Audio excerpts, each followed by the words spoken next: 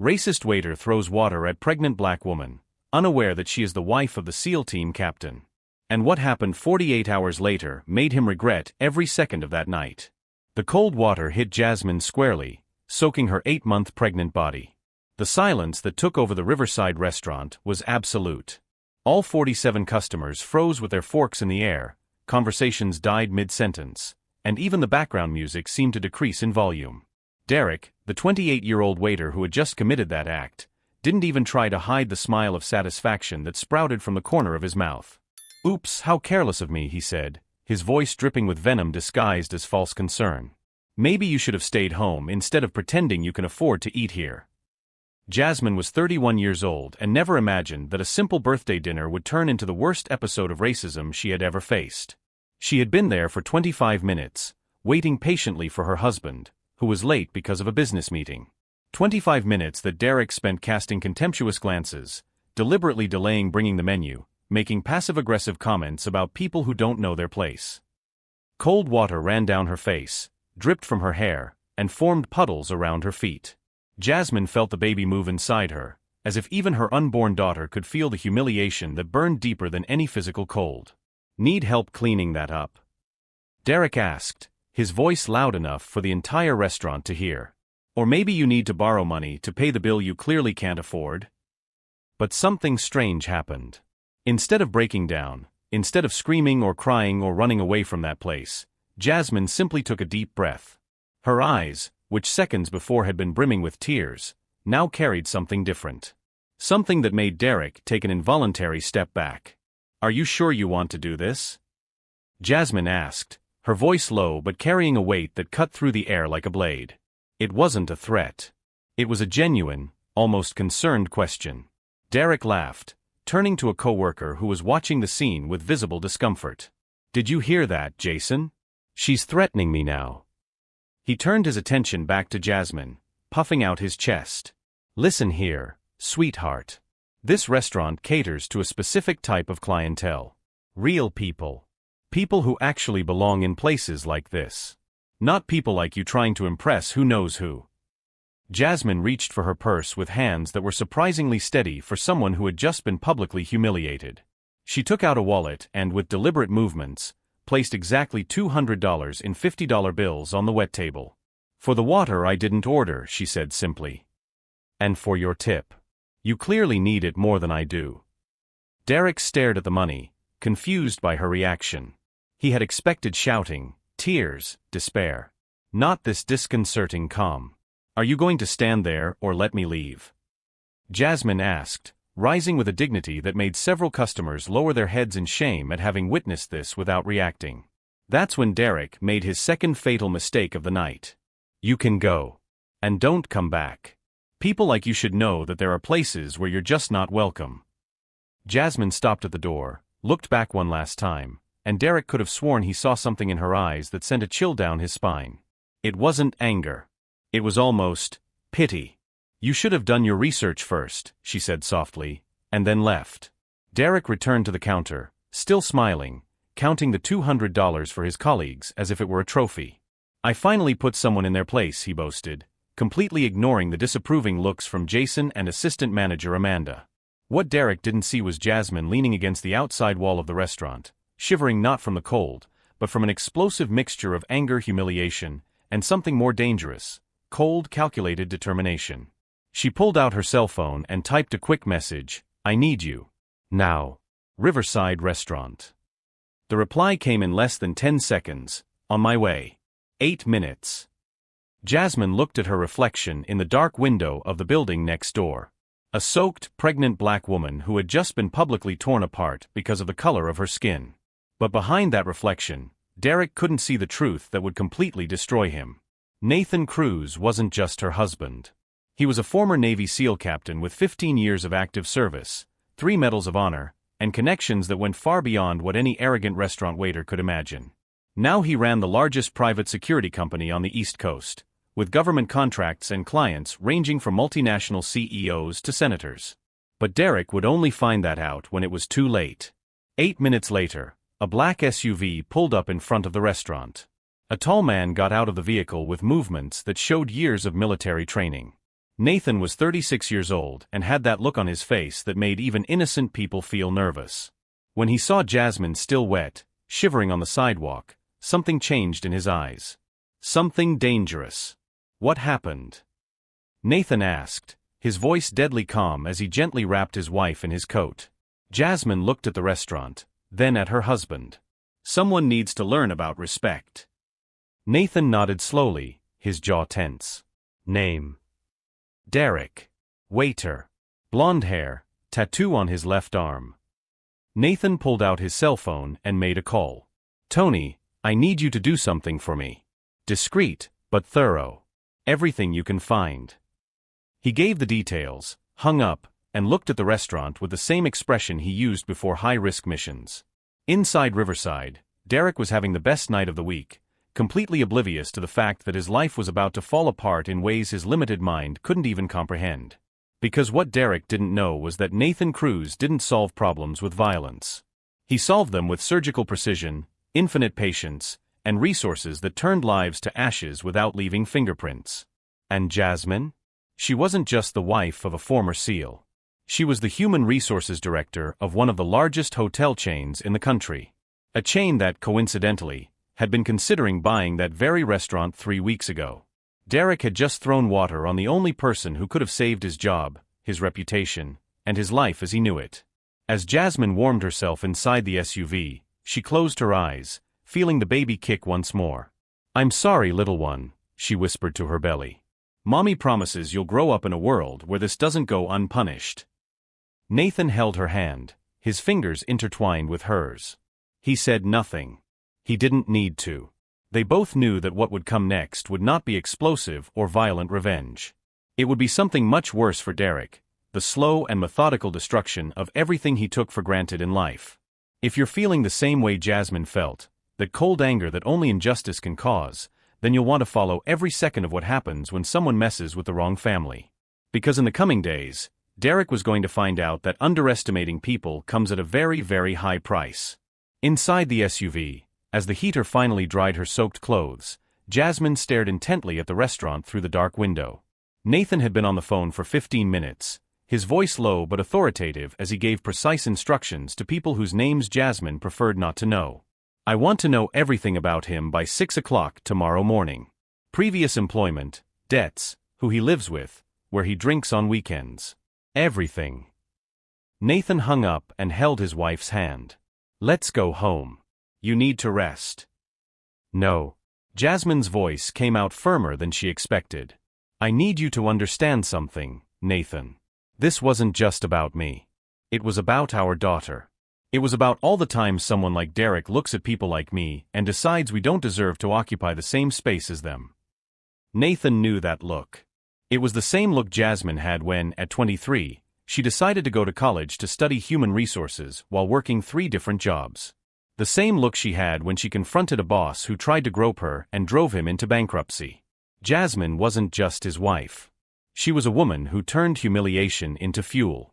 What Derek didn't know, as he counted his $200 trophy on the restaurant counter, was that Jasmine had spent the last 5 years auditing hiring and firing practices at companies across the country.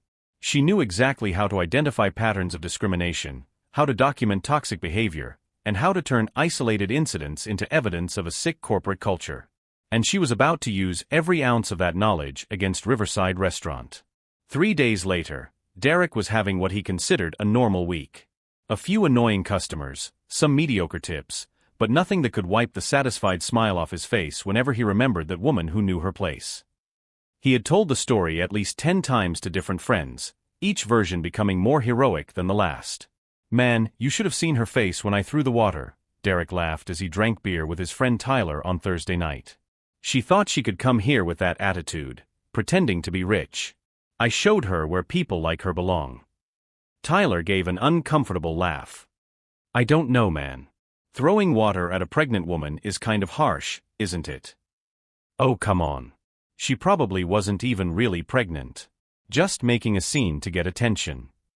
Derek ordered another beer, completely oblivious to the fact that, at that very moment, 3 different investigators were compiling reports on every aspect of his life. What Derek also didn't know was that this wasn't the first time he had attacked black customers. Nathan found this out the morning after the incident, when Tony, his private investigator, delivered a 47-page dossier. "There's more," Tony said, pushing photographs across the table. "I found 3 formal complaints filed against him in the last 18 months. All from Black or Latino customers. All ignored by management." Nathan leafed through the documents, his jaw tightening. An elderly woman whom Derek accidentally spilled hot soup on. A gay couple who received visibly spoiled food. A black teenager who was accused of trying to leave without paying when he had the receipt in his hand. Did management know? Nathan asked, his voice dangerously calm. The assistant manager, Amanda, tried to report it twice. She was ignored by the general manager, a Robert Chun. It seems Derek is a distant cousin of the restaurant owner. Nathan smiled, but there was no humor in that smile. It was the kind of expression his former teammates would recognize immediately, the expression of a man who had just identified not only a target, but the entire chain of command he needed to dismantle. Jasmine arrived at Nathan's office that afternoon, bringing with her something that made his eyes light up, a formal audit proposal. "I called the Human Resources Department at Riverside Holdings Corporation, the parent company that owns the restaurant," Jasmine explained, spreading documents across the desk. "I offered my services as an outside consultant specializing in customer service practice optimization. They loved the idea, especially when I mentioned that I work with pre-action injunctions." Nathan raised an eyebrow. "They don't know you're the woman Derek attacked?" "Why would they? I use my maiden name professionally, Jasmine Williams. They have no idea that the HR specialist they hired is the same arrogant black woman their favorite waiter publicly humiliated." It was the first time in days that Nathan had seen his wife smile, and that smile was absolutely predatory. Derek received the news about the audit on Friday morning during the staff meeting. Robert Chun, the general manager, looked visibly nervous as he explained. "Everyone, we're going to have an outside consultant here next week. She'll be observing our service, conducting some interviews. It's standard procedure, nothing to worry about." "Observing?" Derek crossed his arms. "Like, watching us while we work?" "Exactly. And I suggest everyone maintain exemplary behavior. The corporation is taking this very seriously." Amanda, the assistant manager, exchanged a meaningful glance with Jason, the other waiter. They both knew exactly why this audit was happening, even if Derek was too dumb to connect the dots. Meanwhile, Nathan was conducting his own parallel investigation. He discovered that Robert Chun had an interesting history, 3 labor lawsuits filed in the last 5 years, all from employees who claimed to have reported discrimination and been fired shortly thereafter. "He's not just negligent," Nathan explained to Jasmine that evening as they ate dinner at home. "He's actively complicit. He protects Derek because the owner's cousin asked him to. And he probably gets a bonus for keeping the operation running smoothly, which in his language, means hushing up complaints before they turn into lawsuits." Jasmine stroked her belly, feeling the baby kick. "Our daughter is going to be born into a world where people like Derek and Robert think they can do whatever they want without consequences." "Not if she grows up watching her mother prove them wrong," Nathan replied, kissing her forehead. Monday arrived, and Derek was particularly irritable. The restaurant was full, a group of businesspeople for lunch, and he was overwhelmed. When a black customer at table 6 asked to exchange her dish because the meat was too rare, Derek visibly rolled his eyes. "Are you sure it's the meat that's the problem?" he muttered, loud enough for her to hear. "Because I can bring the menu back if you don't know what you ordered." The woman, who happened to be Jasmine wearing a discreet wig and sunglasses, just smiled kindly. "No thank you. Just bring the meat well done please." Derek snorted and took the plate back to the kitchen, unaware of the small voice recorder Jasmine had discreetly activated in her purse as soon as he approached the table. Over the next 3 hours, Jasmine watched Derek interact with 12 different tables. His treatment was noticeably different depending on the appearance of the customers. Well-dressed white people received smiles, prompt attention, and enthusiastic recommendations. Black or Latino customers received minimal service, curt responses, and in 2 cases, Derek completely forgot to check if they needed anything. She documented everything. She timed the differences in response time. She discreetly photographed Derek's facial expressions. She recorded every problematic interaction. When Derek finally noticed that the annoying customer at table 6 was taking notes on a tablet, he felt a strange sensation in his stomach. He approached her with a forced smile. "Is everything okay with the food now?" Jasmine looked at him over her sunglasses, and for a split second, Derek had the unsettling feeling that he knew her from somewhere. But the moment passed. "Perfect," she replied, leaving a tip of exactly $2 on an $80 bill, a message that Derek was too smart not to understand as a deliberate insult. That night, while Derek complained to Tyler about the bitch who left a measly tip, Jasmine was at home organizing 47 pages of documentation. Discrete videos. Clear audio recordings. Precise timestamps. Statistical comparisons between the treatment of white versus non-white customers. "It's perfect," she said to Nathan, her eyes shining with something between satisfaction and cold fury. "He hasn't changed a thing. Not even with an audit going on. He's so arrogant he thinks he's untouchable." Nathan looked at his wife's meticulous work and felt a wave of pride mixed with concern. "Jasmine, are you sure about this? Once you file this, there's no turning back. His life will fall apart." Jasmine finished the sentence. "Well, maybe then he'll understand how I felt with ice water pouring down my pregnant belly while strangers laughed." She wasn't wrong. But Nathan knew his wife well enough to know that this was more than personal revenge. It was about setting a precedent. It was about ensuring that other directs around the world would think twice before assuming they could attack people with impunity. On Wednesday, Derek received an email from corporate HR asking him to attend an informal feedback meeting on Friday at 2 p.m. Robert Chun assured him it was just a formality. "They'll probably just ask some generic questions about job satisfaction," Robert said, patting Derek on the back. "You know how it is, corporate bureaucracy." Derek nodded, relaxed. After all, he was the owner's cousin. He was untouchable. He always had been. What Derek didn't know was that, at that very moment, Jasmine was in a meeting with the corporation's lawyers, presenting not only evidence of individual discrimination, but a systematic pattern of toxic behavior protected by local management. And when Friday rolled around, Derek would discover that being the owner's cousin meant absolutely nothing when the corporation was more afraid of a $1 million lawsuit than of offending a distant relative. But there was still something that neither Jasmine nor Nathan knew. Something that would make everything much more complicated, and much more satisfying, than either of them could have imagined. Because while Derek slept peacefully, confident in his family's protection, Amanda finally had enough courage to do something she had been planning for months. She opened her laptop, accessed the folder where she kept secret copies of all the complaints Robert Chun had lost over the years, and wrote an email to the same corporate HR department. Subject: Pattern of systematic discrimination at Riverside, documented evidence of 3 years of complaints ignored by management. The justice Derek was about to face would not come only from Jasmine and Nathan. It would come from everywhere at once, like an avalanche he himself had spent years building without realizing it. And when that avalanche finally fell on him, Derek would understand a lesson that arrogant people always learn too late. It doesn't matter who you know or who you think protects you. If you spend years making enough enemies, eventually they will band together. Friday arrived, and Derek woke up calm, even excited. After all, it was just an informal feedback meeting. He spent the morning waiting tables with his usual attitude, ignoring non-white customers, being overly attentive to rich white people. At 1:45 p.m., Robert Chun called Derek into the office.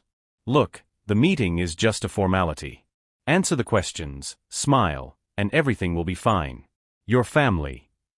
Derek nodded confidently. Family protected family. It had always been that way. What Derek didn't know was that, at that very moment, 3 lawyers from Riverside Holdings were in a conference room reviewing 127 pages of documentation that Jasmine had compiled. Videos. Audio recordings. Precise timestamps. Devastating statistical comparisons. "This isn't just individual discrimination," said Patricia Monroe, the corporation's chief lawyer, leafing through the material. "It's a systematic pattern protected by local management. If this leaks to the media, we're talking about a class action lawsuit that could cost tens of millions." Nathan was present at that meeting, not as a vengeful husband, but as a corporate security consultant, one of many contracts his company held with large corporations. His presence was perfectly legitimate and absolutely lethal to Derek. "Do you have more?" Patricia asked. Nathan slid a tablet across the table. Amanda Fisher, assistant manager, has documented 3 years of ignored complaints. She's willing to testify. It was Tony, Nathan's private investigator, who discovered that Amanda had kept copies of everything. A discreet conversation, an offer of legal protection, and Amanda finally found the courage to do what she should have done years ago. At 2 p.m., Derek entered the conference room smiling. His smile died when he saw not only HR, but 3 lawyers, 2 corporate representatives, and to his utter horror, Amanda sitting next to them. "Mr. Morrison, please sit down," Patricia said, her voice professional but icy. Derek sat down, confused. "I thought this was just an informal conversation." Change of plans. Patricia opened a laptop. "We're going to watch some videos." The first video showed Derek serving a table of white businessmen with smiles and attention. The second showed Derek completely ignoring a black family for 18 timed minutes. The third showed Derek pouring water on Jasmine. Derek felt his blood run cold. "I can explain." "Can you?" Patricia paused the video at the exact moment Derek was smiling as water ran down Jasmine's pregnant belly. "Please explain that." Robert Chun was pale at the end of the table, realizing that his protection meant nothing in the face of this. Derek opened his mouth, but Amanda cut him off. 3 years. I reported 17 cases of discrimination involving Derek. All were dismissed by Mr. Chun. Derek tried to protest, but his voice failed him as Patricia placed more documents on the table. Complaints. Statements. Statistical evidence showing that non-white customers received 40% less attention than white customers when Derek was working. Riverside Holdings has zero tolerance for discrimination, Patricia said, pushing a final document across the table. "You're fired. Effective immediately. And Mr. Chun, you too." Robert Chun exploded. "You can't do this. I know the owner." "The owner," Patricia interrupted coldly, "has just authorized us to completely clean house. Congratulations, gentlemen. You've turned a profitable restaurant into a public relations nightmare." Derek left that room in complete shock, unable to comprehend how his life had just fallen apart in 20 minutes. He still had no idea that the pregnant woman he had humiliated wasn't just any customer, she was the architect of his destruction. And the worst part? This was just the beginning. Because while Derek was cleaning out his locker, Nathan was making calls that would ensure no decent restaurant in town would ever hire him again. Jasmine had promised a lesson in respect, and when a human resources expert decides to end your career, she leaves no crumbs behind. Derek still thought losing his job was rock bottom. He was about to discover that the pit had much deeper basements. Derek spent the weekend in shock, desperately sending out resumes. On Monday morning, he received a court notice, civil suit for racial discrimination, Jasmine Williams Cruz versus Derek Morrison and Riverside Holdings. Jasmine Williams.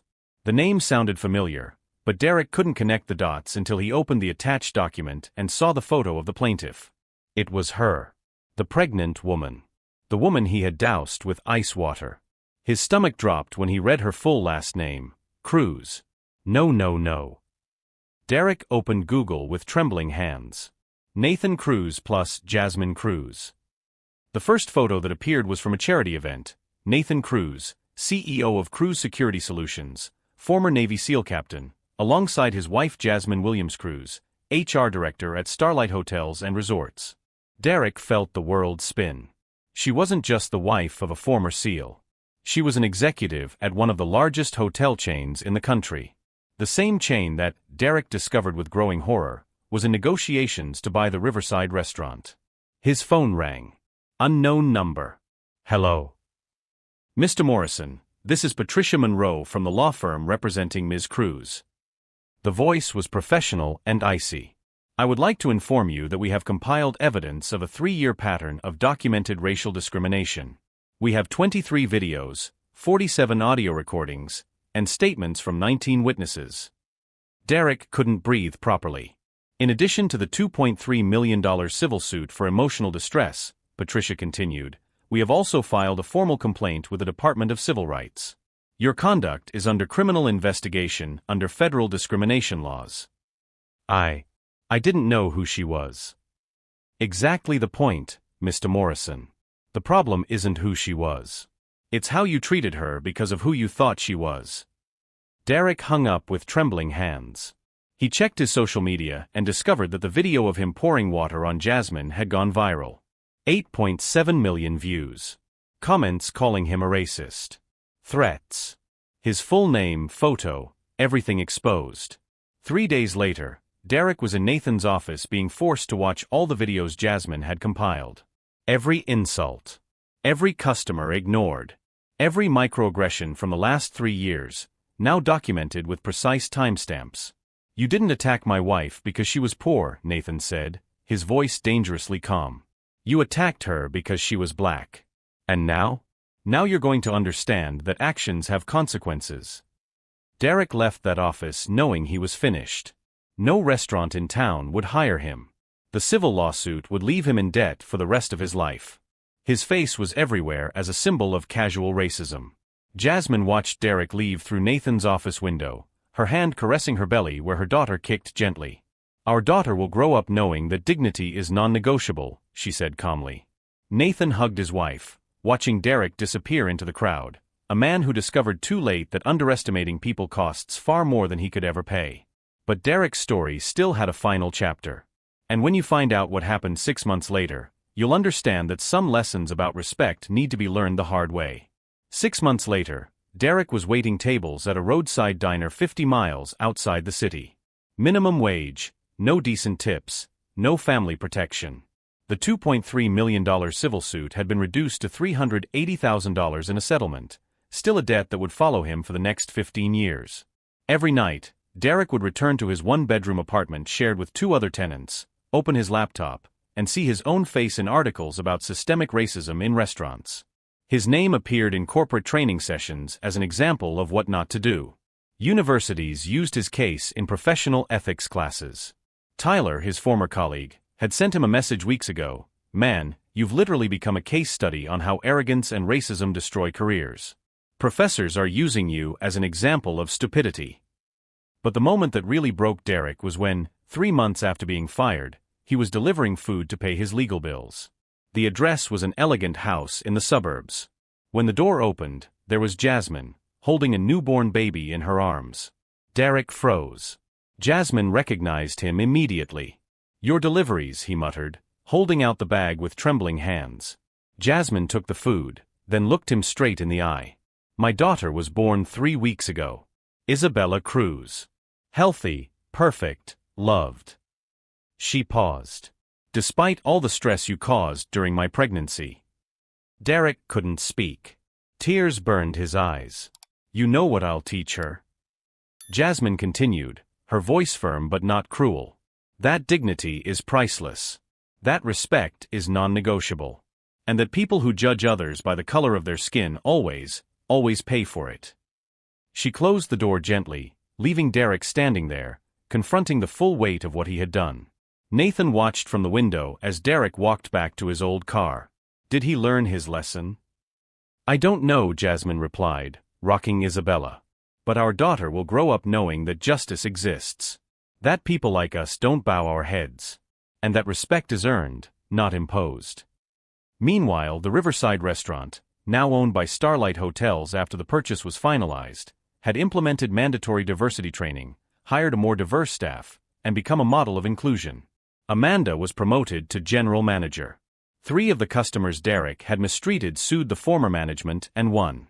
Derek was still trying to rebuild his life, but he discovered that a destroyed reputation is not easily rebuilt. No decent restaurant would hire him. His name on Google brought only shame. Friends had abandoned him. His family was embarrassed. The lesson was brutal but clear: when you attack someone because of the color of their skin, when you assume you can humiliate people with impunity, when you think connections make you untouchable, you eventually discover that the world is smaller than it seems, and consequences do not respect surnames or family protections. Jasmine did not need to destroy Derek with violence.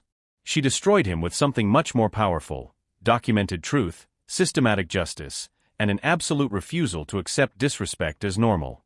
As she rocked Isabella to sleep that night, Jasmine whispered, "You will grow up knowing that Mom and Dad never let it slide.